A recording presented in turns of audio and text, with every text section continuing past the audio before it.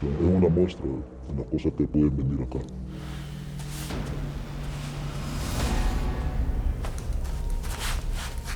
Todas las armas que vienen a El Salvador vienen desde Estados Unidos.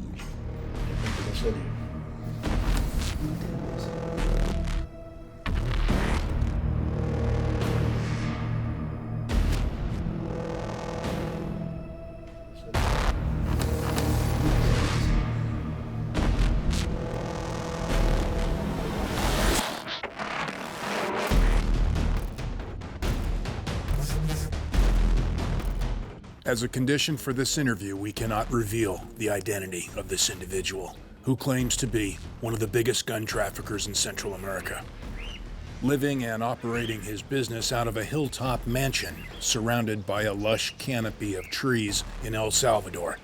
The exact location we cannot disclose, again as another condition for this interview. He says U.S.-made military-style assault rifles and other high-powered weapons are behind the vast majority of approximately 150,000 murders in Central America in the last decade, such as the recent murder of this individual shot dead outside of a pet store in central San Salvador, the capital of El Salvador. U.S.-made weapons like this Bushmaster AR-15, he says, smuggled here from the U.S., into the hands of the gang MS-13. This information verified by this longtime MS-13 gang member. His body covered with the M and the S tattoo of Mata Salvatrucha, considered the world's most murderous gang. He shows us scars from bullet wounds from guns, he says, like these from the United States, that are smuggled into the hands of MS-13. Y así la mayoría de armamento que tiene la pandilla de Estados Unidos. No sé, Estados Unidos es el mayor importador de armas para El Salvador. Muchísimas. Estamos hablando que a El Salvador entran entre 50 a 100 armas diarias para las pandillas, como mínimo. He says as many as 30,000 guns a year are smuggled into El Salvador.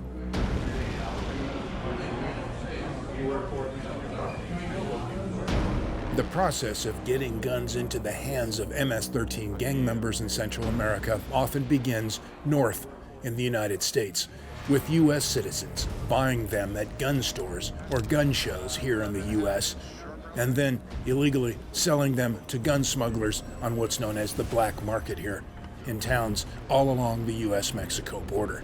For example, like Tijuana. The guns then smuggled south down through Mexico.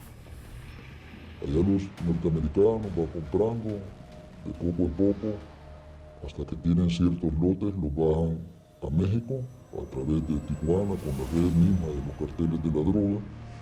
Hay personas que se dedican a hablar con los norteamericanos nacidos ahí, que son personas que tienen toda la documentación. Ellos les pagan un poquito adicional para que le compren 1, 2, 3, 4, 5 armas. He says the guns bought in the U.S. make their way through Mexico and then further south into Central America, and are then sold here on the streets of Central America, often for double their original retail price in the U.S. Estamos hablando que una pistola de mano pudiera costar $1,000, algo que en Estados Unidos vale 400, aquí vale 1,000. Y un fusil cualquiera, ya sea K-47 o M16, que es el que más se vende, la R-15, estamos hablando de $2,000 a $3,500. This gun trafficker and MS-13 gang member agreed to be interviewed as a response to the current U.S. president blaming violence in Central America on what he calls the failed efforts of governments here to stop MS-13. Todas sus fábricas están siempre vendiéndonos a nosotros de una manera ilegal y ellos lo saben toda la línea de su gente, de la policía que vienen las armas para Centroamérica y nunca hacen absolutamente nada porque no les conviene, nos critican porque la droga sube, pero ellos no aceptan sus errores que tienen con el tema de las armas, que eso es lo que aquí nos hace que nos matemos todos. At the hands of these MS-13 thugs, Antes de hablar de que primero limpie su casa, porque verdaderamente critica mucho los países de aquí de Centroamérica. These two men are telling us the same thing drug traffickers in Mexico have previously told us when it comes to U.S. guns being smuggled south of the border. Todas las armas que hay aquí en México, Mike, todas las armas tienen el sign de USA, Mike. USA, pues. Que compran armas y las venden a otra gente y agarran un billetillo y se ceban, pues. Y ahí están vendiendo de una, de dos, de tres, de cinco. Pues a rato tienen 40, pues. Y a esos 40 los venden un chingazo bueno de billetes, machín. Las armas valen billetes, pues. Y los gringos hacen trabajo con mexicanos vendiendo armas, pues. U.S. gun owners collectively are said to own more than 300 million firearms in the United States. Their gun rights fiercely protected by a national gun lobby led by the National Rifle Association that forced U.S. lawmakers to pass the Firearm Owners Protection Act of 1986 that prohibits the U.S. government from requiring gun owners to register their guns as a way of keeping track of who's bought them and who's got them. Three widely cited studies on gun trafficking say the massive circulation of guns in the U.S. make them so readily available to be exported illegally into the hands of MS-13 gang members. Studies that say an estimated 2,000 guns per day are illegally smuggled south of the U.S. border.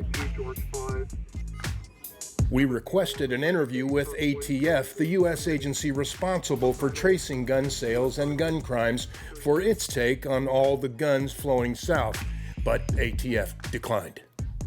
Arms traffickers and MS-13 gang members say U.S.-made guns are being smuggled every day through major ports of entry like Tijuana, Nogales, Juarez, and many other border locations. An activity they say ATF agents in Central America are well aware of. No saben si tenemos el ATF metido en toda Centroamérica. Ellos saben qué armas son las que están, dónde fue comprada en Estados Unidos. Estamos hablando de mucho dinero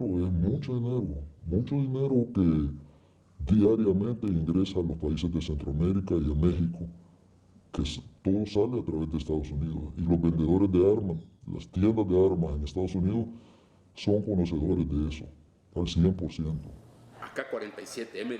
Veteran Salvadoran journalist Alex Renderos has covered gangs and the flow of guns to Central America dating back to the country's civil war in the 1980s. Los pandilleros son totalitarios, totalitaristas, y se imponen por la fuerza bruta de la violencia, el asesinato, ¿no?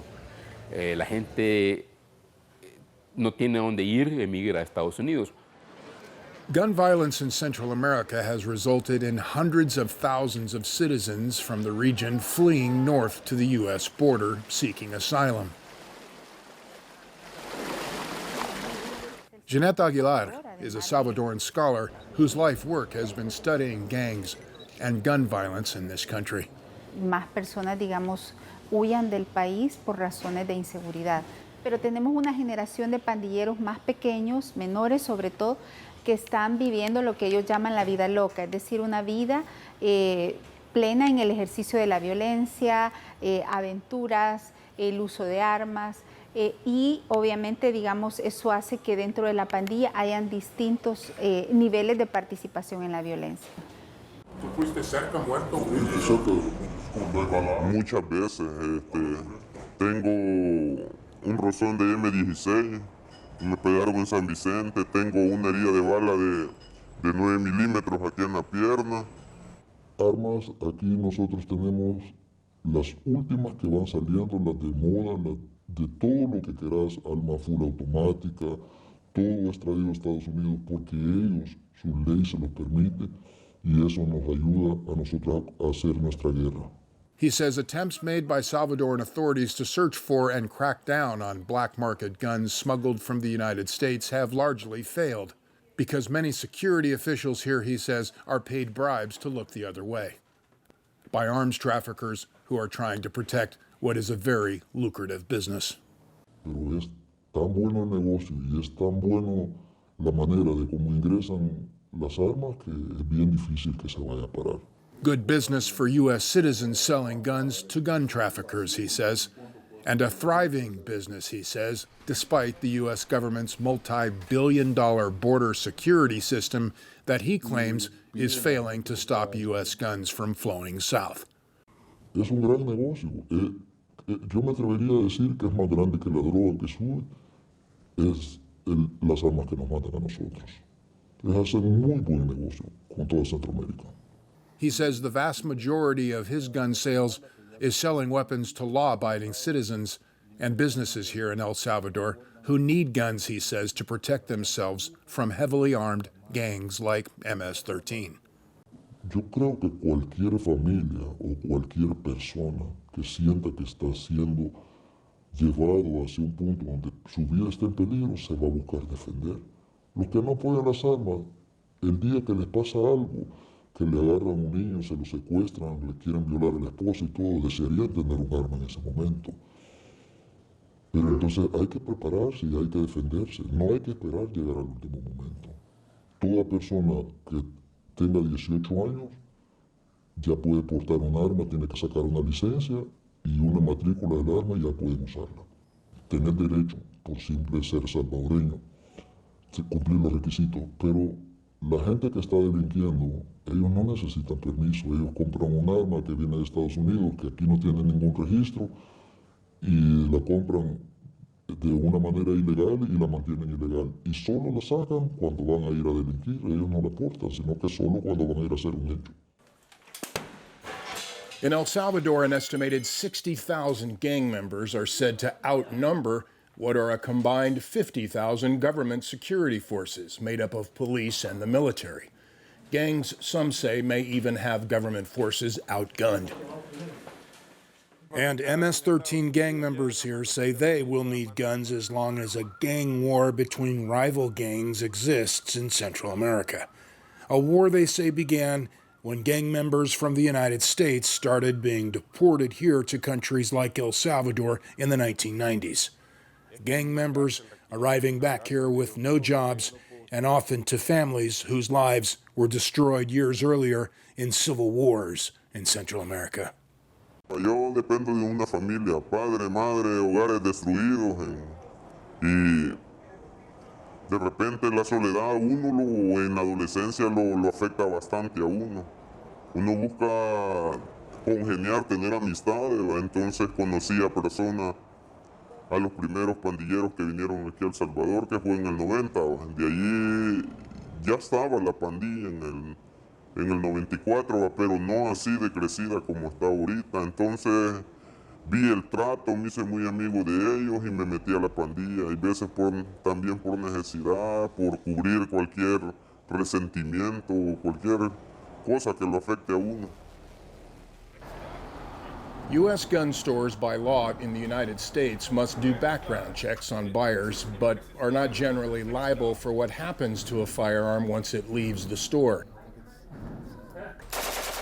To more effectively trace where all these guns are going, some scholars on the U.S. gun trade here, like Dr. Topher McDougall of the University of San Diego, say the U.S. government needs to create a national gun registry.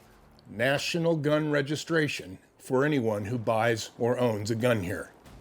We've done nothing to prevent, almost nothing to prevent guns from flowing south. We have been very resistant to creating, say for instance, any sort of registry, even just in border states, which would be a sensible course of action, is to create a registry of purchasers, perhaps restricted to border states, since it seems that, say, 3/4 of the guns that are purchased in the U.S. are coming from border states, particularly Texas, but also Arizona, California, New Mexico. And in fact, there's a very strong push against creating any such registry on the part of U.S. citizens who feel that the next step would then be for the government to come and apprehend their arms. Pudiera haber un mundo sin armas, históricamente es mentira, no va a pasar eso. Es un negocio lucrativo y lo conozco y sé el camino, sé cómo hacerlo. Y de eso es lo que hemos vivido todo el tiempo. And he says he sees no end to the flow of guns coming here from the United States.